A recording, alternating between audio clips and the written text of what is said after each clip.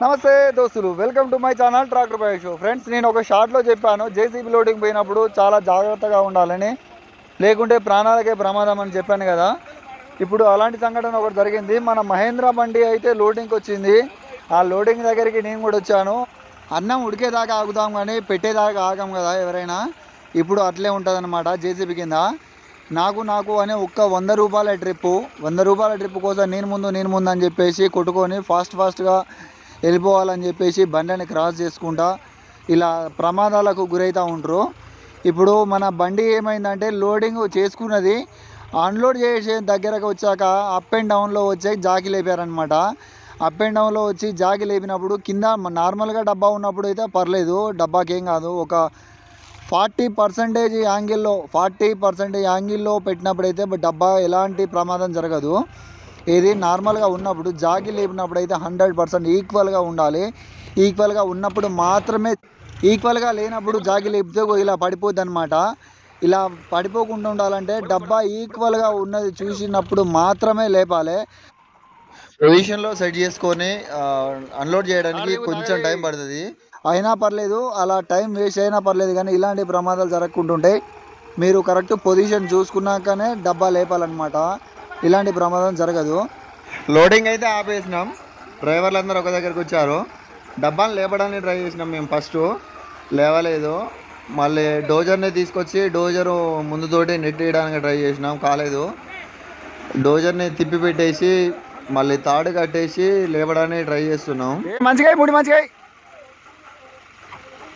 అదేం వేసాడు ముడి పోరాదన్నా. తాడు తెగిపోతుంది, ఆగట్లేదు.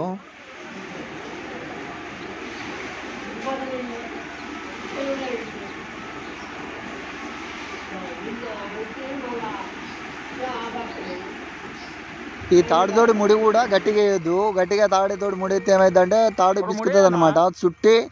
చుట్టి దానిలో తాళ్ళలోకి వెళ్ళి తాడు తీసి వదిలిపెట్టాలి, కానీ ముడేయద్దు.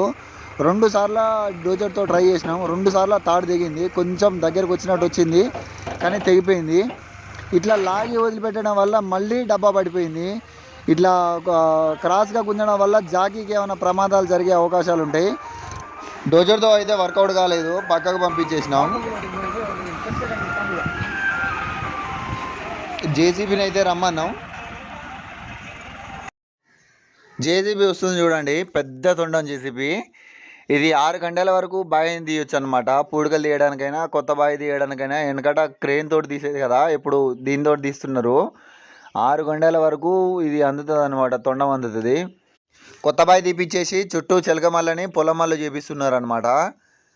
మన మహేంద్ర బండి అయితే చూడండి ఇక్కడ ఉన్నది, పక్కకు వచ్చి ఆగిపోయిందనమాట. జేసీబీ వస్తుంది.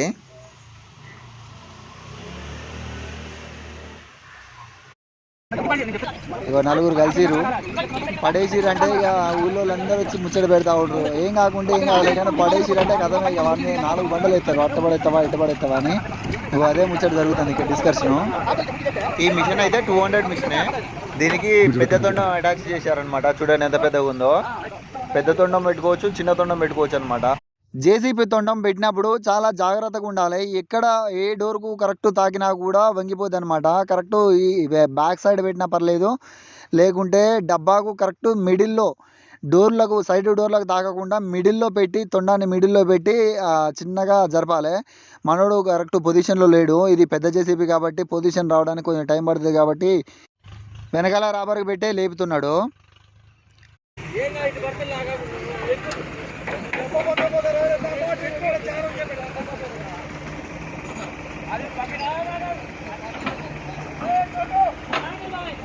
ఊకే ఉండేటోళ్ళకు ఉపాయాలు ఎక్కువ కదా. ఇక ఖాళీగా ఉండేటోళ్ళు తాపుకో మాట చెప్తా ఉన్నారు, ఇలా తీయాలి అలా తీయాలి అలా తీయాలని బండి ఆపి మరి దగ్గరికి వచ్చి చెప్తా ఉన్నారు.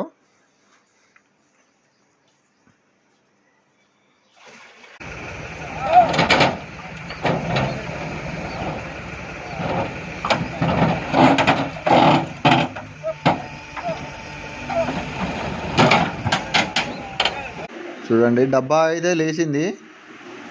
డ్రైవర్ అన్న పైనే ఉన్నాడు.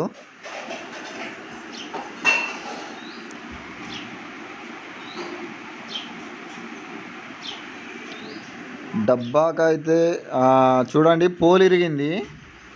ఇలాంటివి జరిగినప్పుడు ఖచ్చితంగా డబ్బాకి ఏదో ఒకటి ఇన్సిడెంట్ జరుగుతుంది, ఏదో ఒకటి ఇరుగుతుంది. జేసీబీ తొండం మధ్యలో పెట్టి లేపితే మాత్రమే ఏం కాకుండా ఉంటుంది. సైడ్ డోర్లకు తాకితే డోర్ ఖచ్చితంగా ఊసిపోద్ది. అంటే జేసీబీ కెపాసిటీ పెద్దగా ఎక్కువ ఉంటుంది కాబట్టి ఎక్కడ తాకినా ఊసిపోద్ది అనమాట. ఇక్కడ అదే జరిగింది, పోల్ అయితే ఊసింది.